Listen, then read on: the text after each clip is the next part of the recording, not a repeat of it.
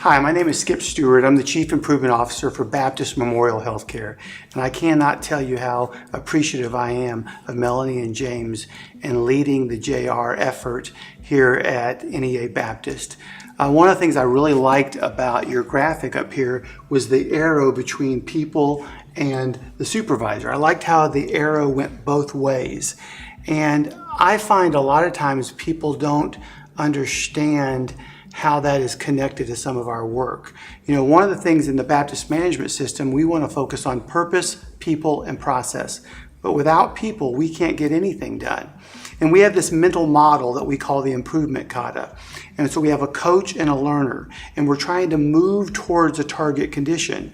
But if we don't have the learner in a good mental state, if they're not feeling like they're being treated as an individual, it's going to be very challenging to move them towards that target condition. Have y'all found that in your work here? Absolutely. I mean, really, there's a direct correlation between kata and job relations from what I've seen so far, because we want managers that are leaders, not bosses. And so if you think about it, with the boss style, you can force somebody to do whatever you need to do.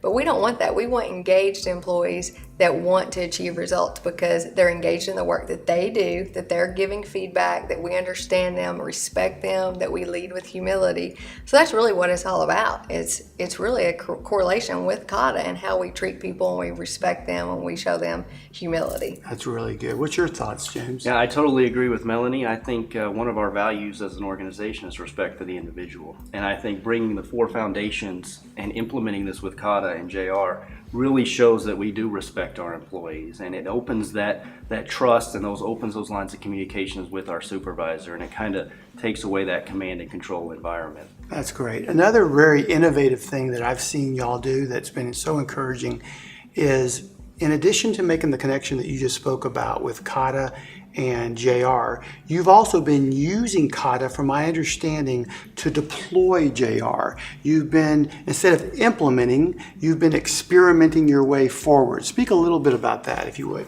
Yeah, that's been a key success for us as well, because in the past we always just trained for the sake of training. And we would have gone out and trained all of our supervisors and above in job relations, and then we would have hoped that they would have used it, and we would have just really not gone back and checked those results to see if they actually were in fact using the skill that they had acquired during the training. Through our kata and our shepherds group that we have formed here, we really sit down and we talk weekly about, what's going on? What are you seeing out there? Are you using the 4 foundations? Are you using the 4-step method? So we've kind of built a team of people to help champion. It can't just be 2 people. So we need a team of people that can help us with those efforts to just help keep job relations at the forefront.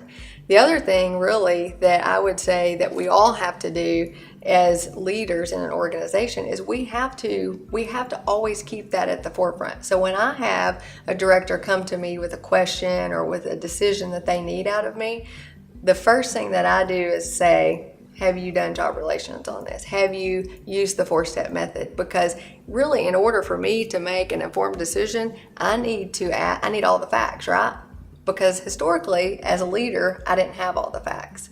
And I thought it was my job to just go ahead and give it an answer or make a decision without having all the information that I needed. So it's a learning. It's something that I have to do every day to remind myself of, but it's something that it's really an evolution here. It's not just a training and then you're done. And so the job relations, shepherds group, and the kata has really helped us with that. That's great. James, any thoughts you'd add?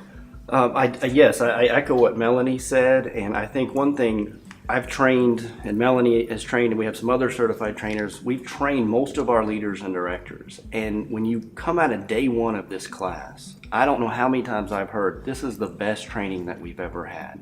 This is something we can actually use on our floors.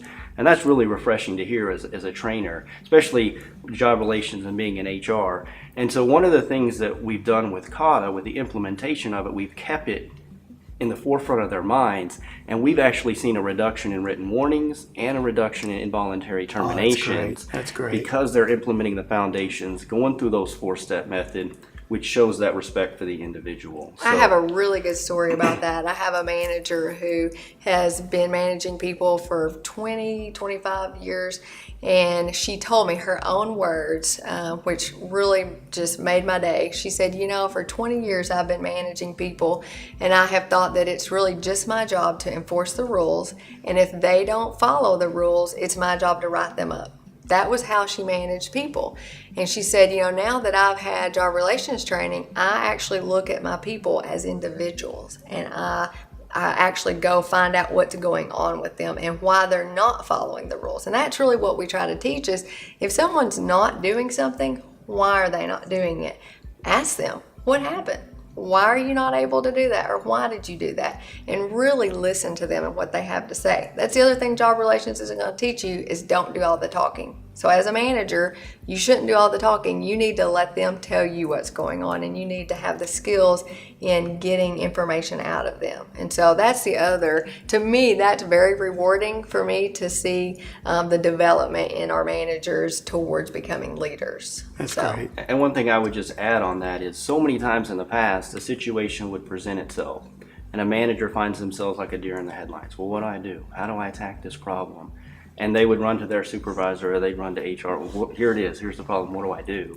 Now they've gone through the class. They have the card with all the steps and they can go through it, and it empowers them to take care of the problem. When they have all gone through the 4-step method, they can come to their supervisor or HR, and we have everything we need to appropriately address the issue. So what I hear you saying is that you now have a standard on yes. how we go about interacting with people. Absolutely, and it's something that we've implemented across both the NEA Baptist Clinic and the NEA Baptist Hospital. So from an HR standpoint, we know that the problems are being handled consistently with respect, and as you said, a standard. That's great. To our system. Well, thank you so much for your leadership.